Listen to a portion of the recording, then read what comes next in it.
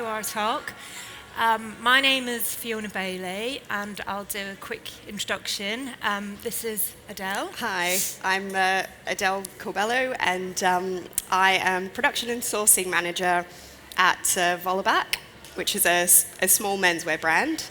I've worked in production and sourcing for about 16 years, so have worked from very junior level all the way up through to where I am now. And I guess we're going to talk about trying to keep talent within fashion and keep them interested. Yeah, so I'll just give you a little bit about my background. So I started life as a graduate trainee buyer for Next. I was there for 13 years buying different areas, and then I left Next and decided to set up my own sustainable girlswear brand called Kingdom of Origin, which unfortunately doesn't now exist because setting up a sustainable brand, especially back in 2017, was very tricky, was very expensive, and like a lot of entrepreneurs, we ran out of money. So I took my experience as an entrepreneur and took it into university. And I was an academic for 7 years at De Montfort University, teaching on the fashion buying program and fashion management. So it was one of the reasons I was asked to speak today was my academic experience. After DMU, I came full circle and came back to Next, heading up the product learning and development team, who was responsible for training all Next's designers, buyers, merchandisers, and technologists. So it's one step up from kind of teaching students. I'm now teaching graduates, which is lovely. So we're going to talk today about fixing the talent gap and trying to keep that enthusiasm of students alive within the industry and what industry can do to help that as well. So if I just start by saying that students and graduates really crave purpose-driven roles in industry. So Adele, how do you think, in your experience, industry can kind of manage expectations of graduates? I think we need to be really realistic about what is happening in the industry at the moment in terms of sustainability. Nothing can be achieved overnight, and it is a very slow process. For me, one of the key things starting out, I started out at Burberry as a very junior production assistant, and I worked in the team that produced the Burberry Prawsome collection at the time. And one of the key things that I was involved in was making sure that we had what was known as the Bible, and that Bible was given to our creative director, and it showed him what we were, what we had excess fabric and trims on, and it was just being in that very small little thing where I was maintaining a book that I knew was going to go to the head of the company, and he would make key decisions on what was going to be used for next collections or within development to ensure that we were using up what was left over. I think making sure that young people are involved in that process from the smallest thing possible is so important to keeping that going. Yeah, definitely. I definitely agree there. I mean, my experience with students is when they're looking for a job within the fashion industry, they're looking at brands that align with their values and not just their skill set, but I think that's something that, coming from a large corporate company, I would say industry needs to be really transparent and really clear about what the challenges are for students and graduates. And saying it's coming into a big corporate, it changes slow, and it's difficult, but it's not impossible. So what we want is students and graduates who are change makers, who are problem solvers, not necessarily just dreamers who want to make a difference, but actual implementers who can research and identify what the problems are in industry and analyze those and come up with tangible solutions that they can implement. Now, I think it's really important to note that small changes make a big difference, and it's a collection of small changes that add up to large-scale change. And I think being really realistic with students and job seekers, and saying, actually, you're not going to change the industry overnight. Like, there is no panacea that's going to allow this industry to suddenly become 100% sustainable. But if we can make really small incremental changes, that's what's going to make the overall big difference. So really managing expectations, and that's something that I think I will probably repeat quite a lot within this talk. It's about being really transparent with what the issues are, allowing our job seekers and our students to see those issues and become problem solvers in the industry. Would you agree with that? Yeah, I definitely agree. I think the company that I'm at now, which is called Volaback, we have what is called a graduate scheme. So we bring in people who are not necessarily from a fashion background, who just want to get their foot in the door. And what we do is they work on the customer experience team. So that means that they're exposed to what the customers want and what every single product is about. So they need to know what that fabric is, they need to know every aspect of what that product is to sell it for us. That also means that they get to be involved with different departments. And I think in that, what we have done within our company is then allowed them to express what their key interests are within the company. So, for example, I recently had a customer experience junior person come and work with me in the production side of things, and it was on a weekly basis that she would come in and she would update my range plan, my range grids with the dates that the factories were saying they were going to deliver product. Although it seems like a really mundane and boring job, it's so key to know those things because it will impact when she's going to sell that product later down the line. She then also gets to learn about why that product is delayed, whether it's because, they broke the zips halfway through production, and they get to understand a little bit more about what goes into being in that space. I think getting them involved a lot more in really small aspects, as mundane as they can be, will manages expectations and the reality of things, but also shows them that maybe there's something that they can help implement or change to make things better within those departments. Yeah, absolutely, I agree. I think it's about exposure, and I think if we've got any students here today, it's about exposure to the industry and exposure to the not so glamorous parts as well, and having a really realistic view before you get into industry of what a factory looks like, of the challenges that suppliers face, cultural differences around the world as well, and challenges, so many challenges in sustainability. But I think for students who are choosing a fashion course, really ask the questions on open day about what exposure do I get to the real world of fashion? What exposure do I get to people who are making the clothes, to factories? How am I going to be able to network so that I have a realistic perspective of what the challenges are when I get into industry? And I think as now an industry professional, we have a huge responsibility to our students and young people to expose them and be truthful to them and be very transparent and show them different areas of the business, like Adele was saying.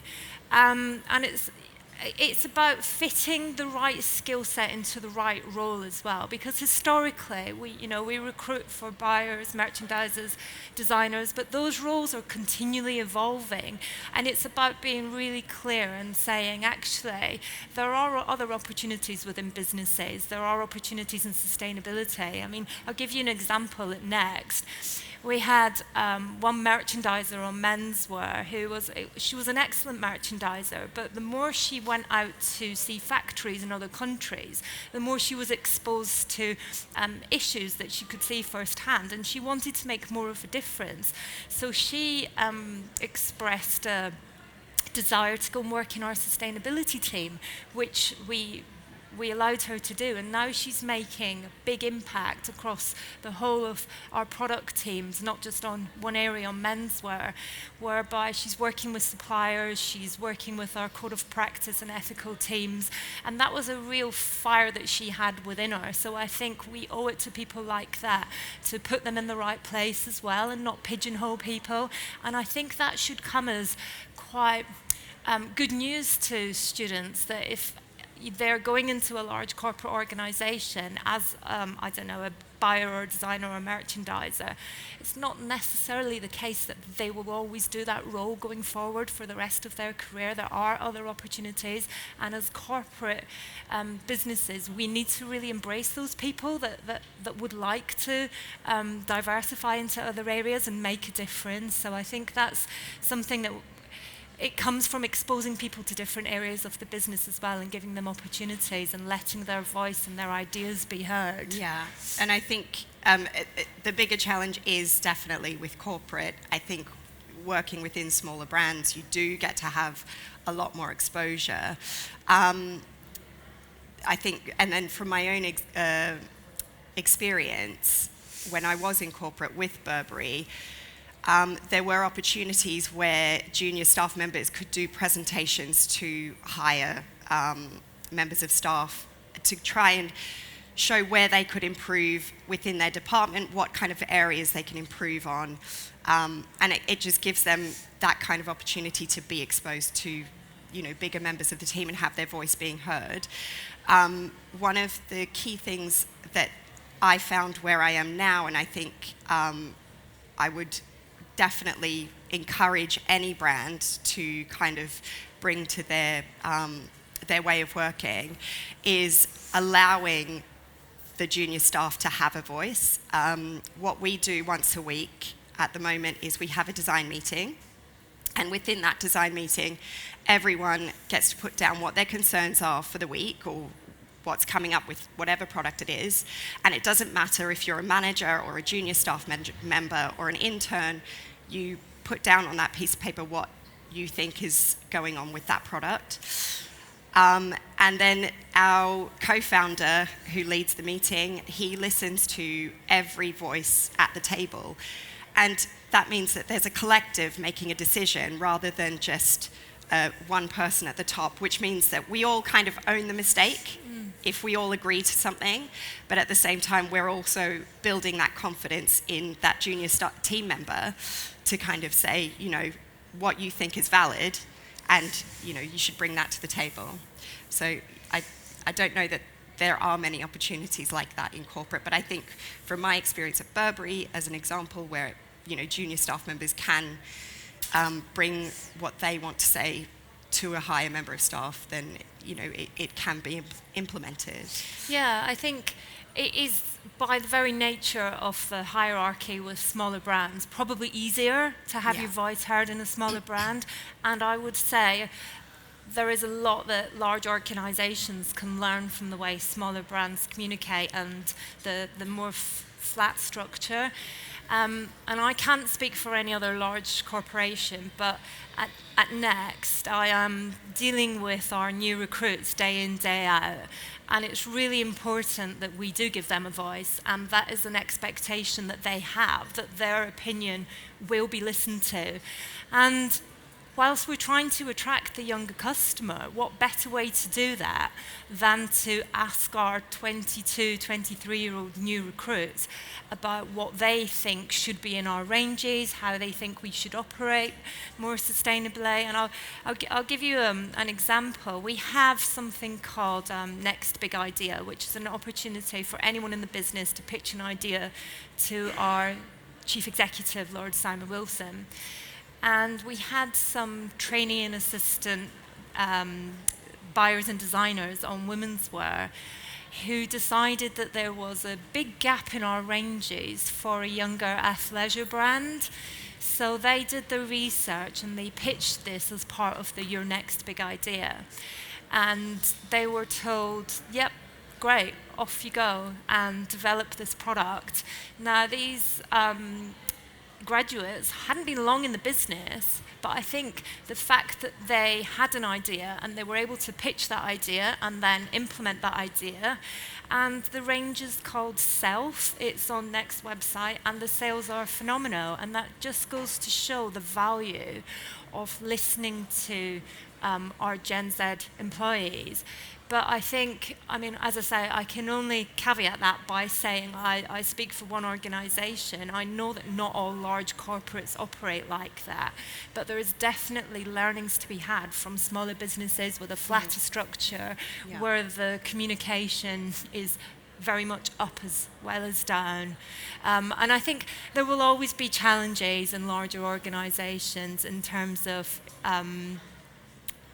communication, but I think it's having that entrepreneurial, and some may say intrapreneurial mindset, to try and think like a smaller organization and give our younger staff opportunities to come up with ideas and be listened to. So within our Product Academy, which is the collective name for all the courses that we have that we're teaching our trainees, we have our sustainability team come and train our trainees on Next sustainability stance, the good, the bad, and the ugly. So we're really open with them about the challenges that are facing us and as a fashion company and the rest of the industry, what our targets are and how we propose to achieve those sustainability targets.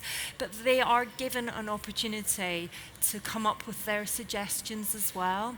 And I think that's super important, to provide training opportunities, but also listening opportunities as well.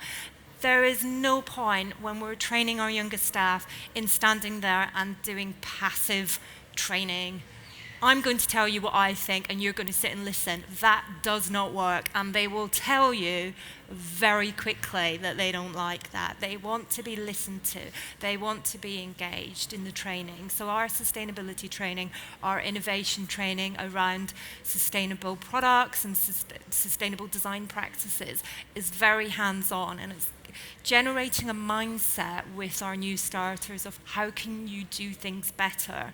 And that's all well and good as long as we listen to what they are coming up with. There's no point us setting them a challenge. How do we become more sustainable as a business? What little incremental points can you do to make the business better? Okay, thanks. We have to listen to those, and we have to let them implement those. Going back to that example about Self, it's made business a lot of money. It's empowered our younger staff. We've used that as an example throughout the business, that your voice counts. Your voice will be listened to, and I think that's something that maybe other corporates could learn from. But I think that mentality of thinking like a smaller brand definitely benefits big organizations. Yeah, definitely. I think one of the questions that I guess we probably get asked a lot is, how do you maintain, the staff and retain staff, I should say, rather than having a high turnover. What would you say is the biggest challenge to try and keep people interested in staying in the industry? What do you think is putting people off coming into the industry? I think we all know fashion has a bad reputation, right?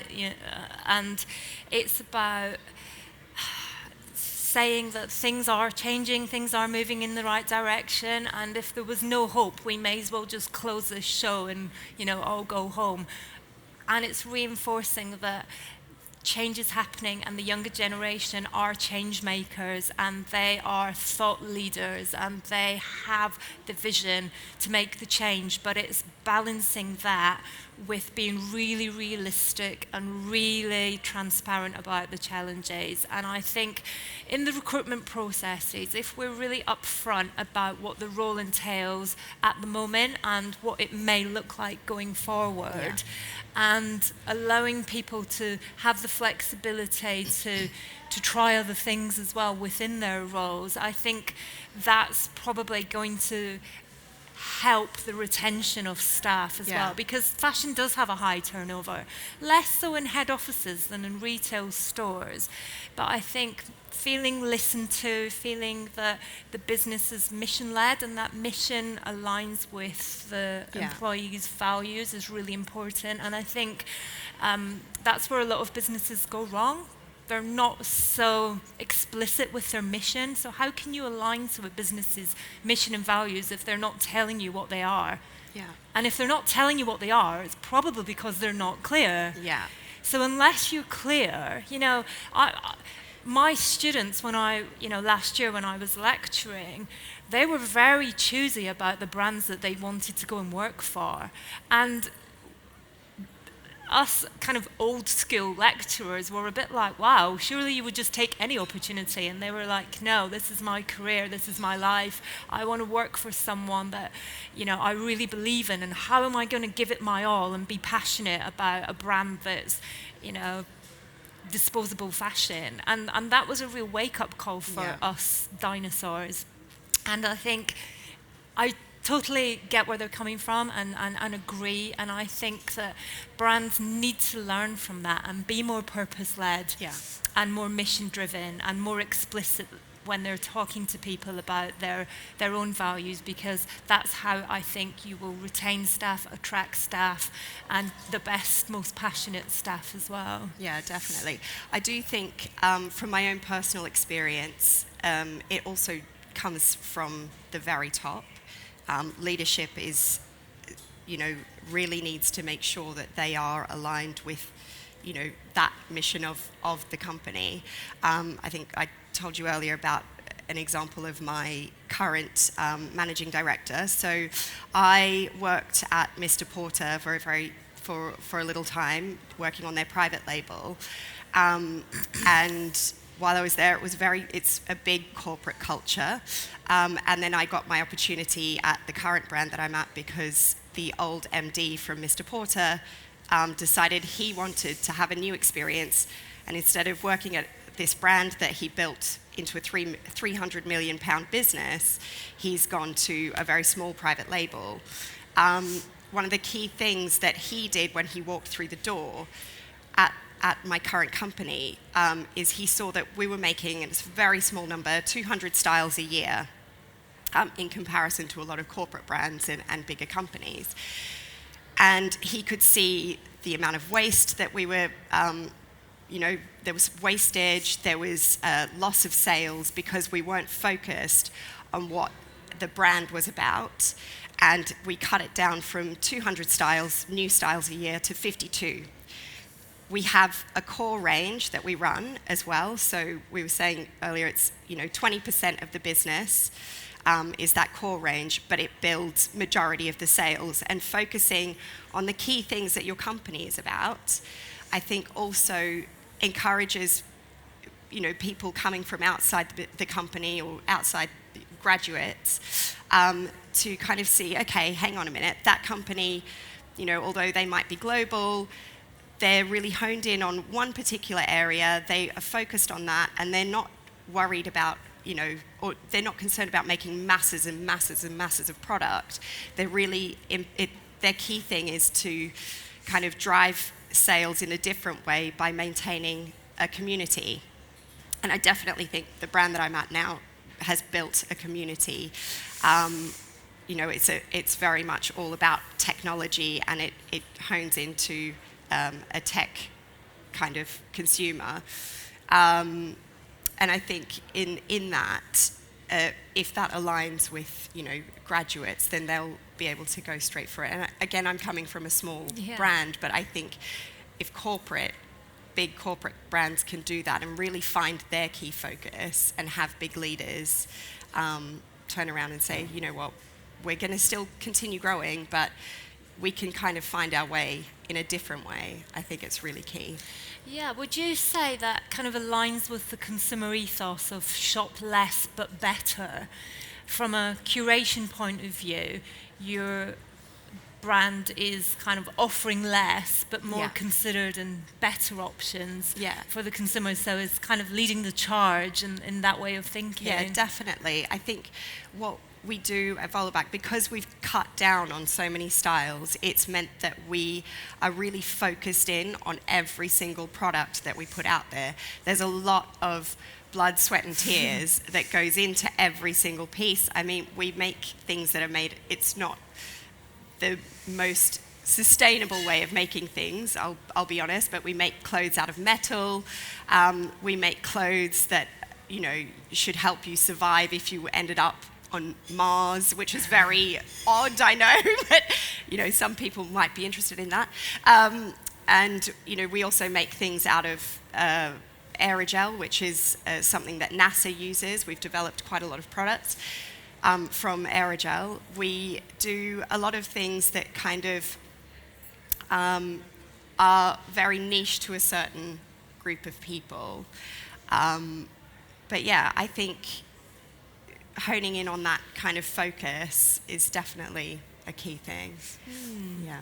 That's interesting what you were saying about like the majority of sales coming from, so it's something that we teach within our academy. It's called the Pareto rule, where 80% of the sales come from 20% of your options. So it's I mean, it's the same as, you know, you wear 20% of your clothes 80% of the time. It's the same principle, but there's a lot to be said for businesses and brands kind of trimming and curating their options as well, and that's another way that they can be sustainable, because it's something that I looked at when I was at De Montfort University. I did a master's in this.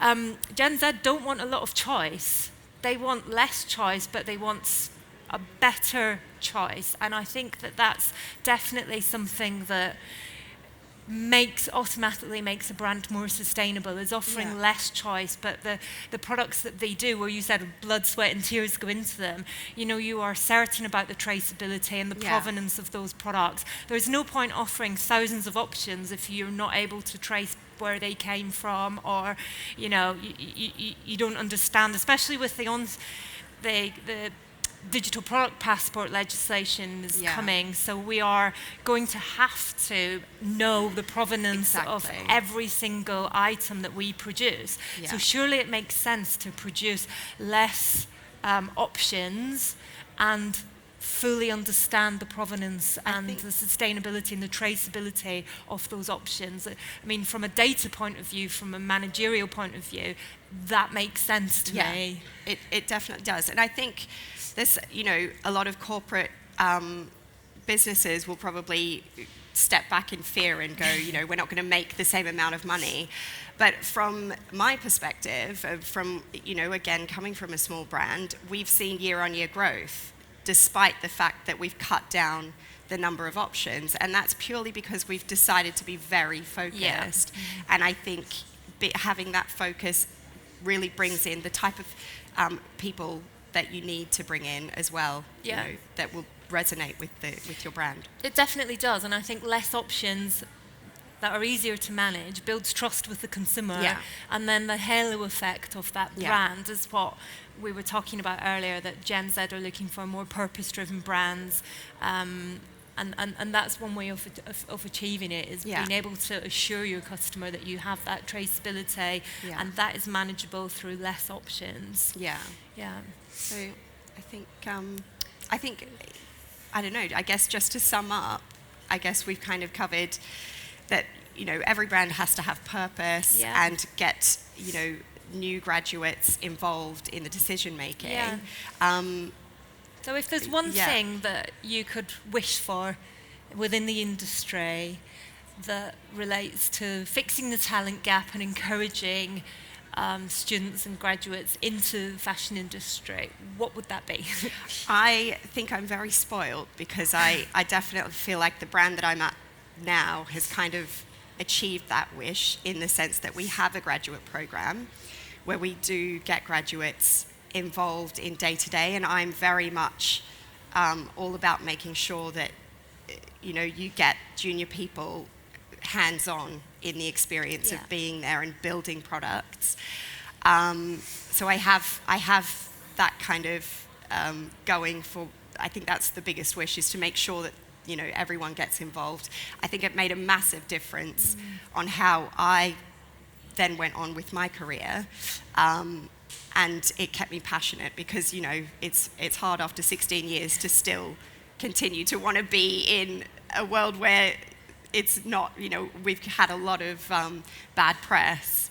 But yeah, I think I'm very lucky in the sense that having graduate programs that allow people to be involved in the system makes such a massive difference. Yeah, I agree. I think from my experience, my one wish would be that industry and academia were more aligned, and that will only help our students. So academia needs to play a role in setting challenges for students to look at differences between small organisations and big corporates and the challenges that they will face, do live projects with industry and expose the students to industry. But on the flip side, as an industry professional, we have a responsibility to the next generation to give back, to go out there and do guest lectures, to tell students what it's like in the real world, to manage expectations, to be really clear and really truthful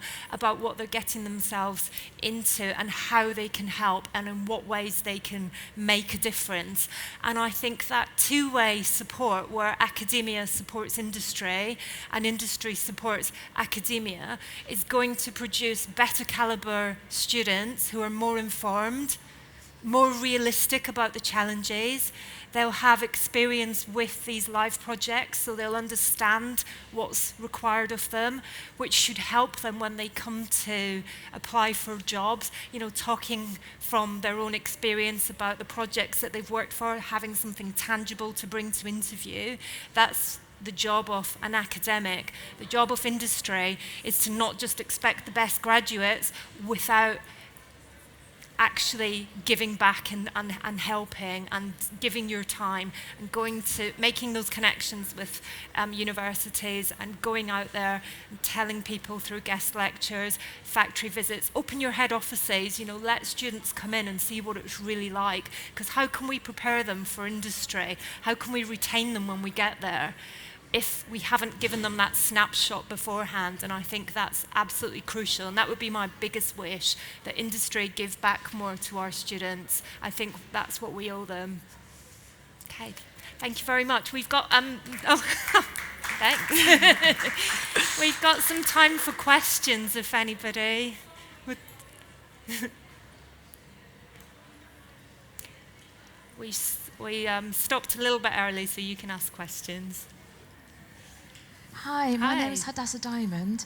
I've actually come from a retail background, and I've learnt so much from being on the retail shop floor, and it's just learning so much. It's not just serving customers, but there's so much to it. Agree. Than people would expect, really, that have not worked on the retail floor. But my question is that you said about industry talks and getting them to know more about. To get them informed of actually being in retail. Do you feel that there's enough of that going on? I mean, how much of that is going on at the moment? Because I don't know how it is in the education sector, and in terms of inspiring them and getting them prepped up before they leave school, rather than leaving school and then they don't know what they're doing. So that's a really good question. Thank you. It does go on, but not to the extent that I think it should. And it's very dependent on the network that the academics have within that university, because everyone in industry is so busy. It does take a lot to get someone to come travel and speak to the students, and most of the time the universities don't have the budget to pay for this, so they're relying on goodwill, they're relying on people to speak to the students for free. And I think that's something that we could get loads better at in academia, actually, is reaching out and asking for help. But it greatly benefits both the students and the brand. So I'll give you an example. There's a young founder-led brand called Tom's Trunks. I don't know if anybody's heard of it. So I reached out to Tom Holmes on LinkedIn, and I said, "Hey Tom, you're young, you're 23, you've been really successful, you've got this great brand that my own kids love, my students like.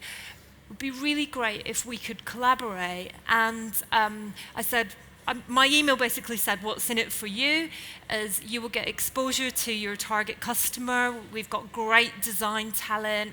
We can, you can set them a brief. So if there's an area that you want to work on, we'll brief the students on that, and then they can present their ideas back to you.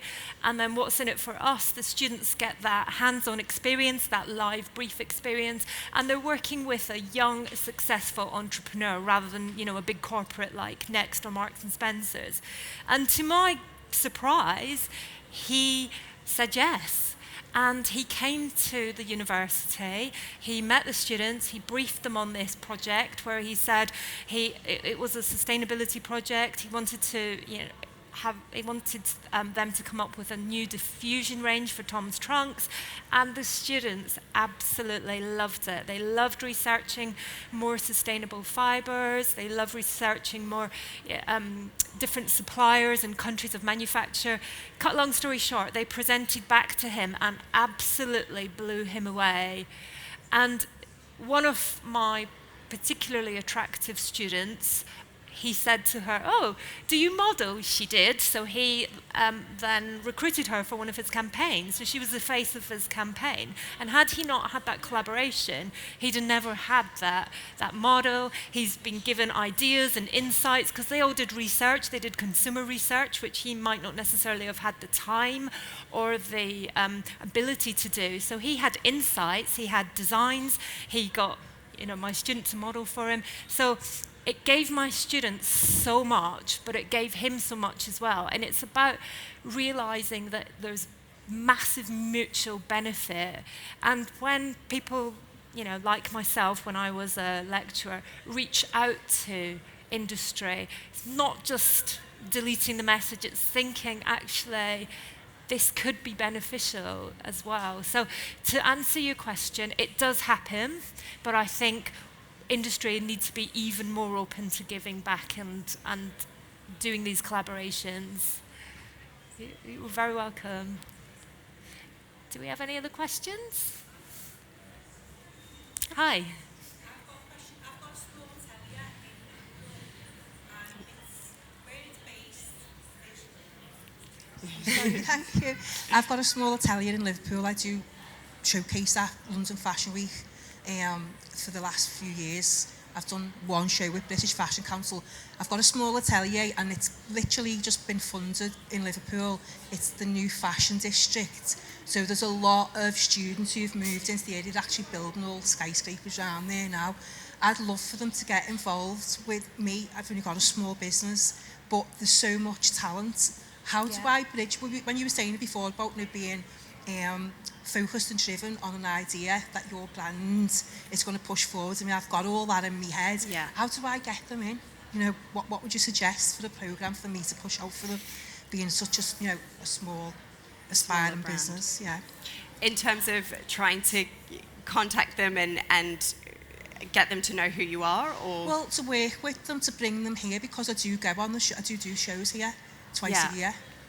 I think that's probably your key answer is, you know, telling them that they will be exposed to all of this, because I think that is the biggest kind of, it would give them the biggest boost to know that they could be involved in what is effectively a very big part of your business to get you exposed, and it gives them exposure. I think that would be my own personal thing, is if you told me, you know, I'm a very small brand, but I'm going to show it at Fashion Week, I'd be jumping at the chance, because I just want to be there and I want to know what it does, what it means to be involved in. And just to understand the day-to-day of how that happens.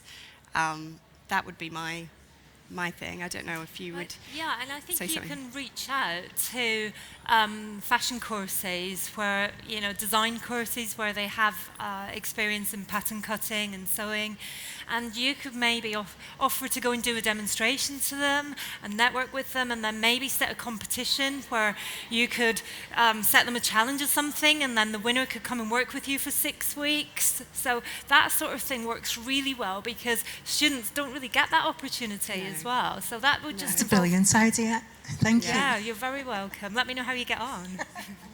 I can sew a little bit. I'd like to come and work for you. Thank you. Any other questions? Thank you. I think it's so great that some corporations are stepping up and giving those opportunities. As a recent graduate, it's very difficult to find or even hear back from people who are offering that. Yeah. And I think there's a massive issue when it comes to some corporations abusing their power in that respect and really taking advantage of the skill set and the ideas and the knowledge of those students, because a lot of the time,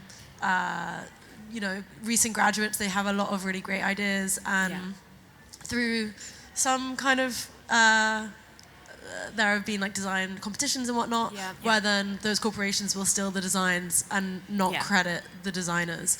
I think my question is what kind of protections are there or that can be put in place to kind of reduce the ability for those dynamics to be abused?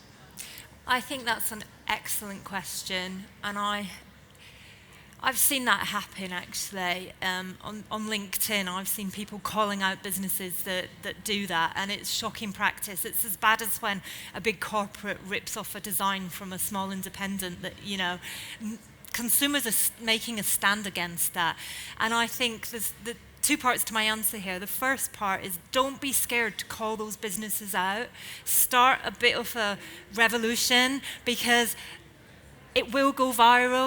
Call them out if that's what they're doing. If you can see, if that's happened to you, don't be scared, because it shows that you're a strong person who's prepared to stand up for what they believe in. It's not going to hamper your employability chances going forward. It's just that unethical businesses who you don't want to work for anyway aren't going to hire you. But you wouldn't want to work for people that rip off your designs anyway. So if that happens to you, or it happens to someone you know, encourage them to use social media, and particularly LinkedIn. Tag them, call them out, because that's absolutely unacceptable. If any reputable organization that has integrity in their recruitment process will not do that to you. And it's about asking up front, can I just check, because I've had a bad experience in the past, if I'm going to submit my portfolio or I'm going to do some specific designs for a recruitment brief, what protection do I have? And the fact that you're asking that shows that you have something about that, you understand what your design rights are. So I think please don't be scared, because it's your hard work, it's your IP, and if anybody rips that off, then call them out. That would be my answer. What do you think, Adele? I think definitely having confidence in maintaining boundaries and knowing what you're willing to give up and what you don't want to give up. I think that's very much a big thing, because I totally understand people will take advantage of you. Where they can get free anything, they will use it and abuse it. The minute you show confidence and telling them, this is what I'm comfortable doing, you will get immediate respect, and it will probably put you in a much higher place than a lot of the other graduates. You're welcome. Great question.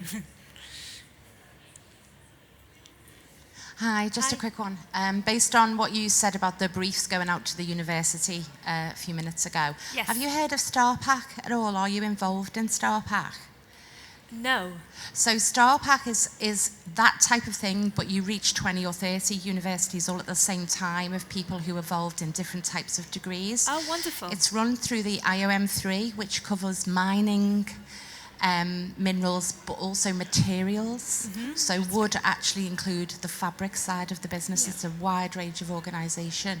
If you'd like an introduction, give me your email and I can make that happen. But it's a really, really good way of getting into graduates. Thank you so much, definitely. And please do connect with me on LinkedIn, because I'd love to hear more about that. Yeah, thank you. Anybody else? Any other questions? Nope. Perfect. Thank you so much for listening and for your excellent questions. Thank you. Thank you.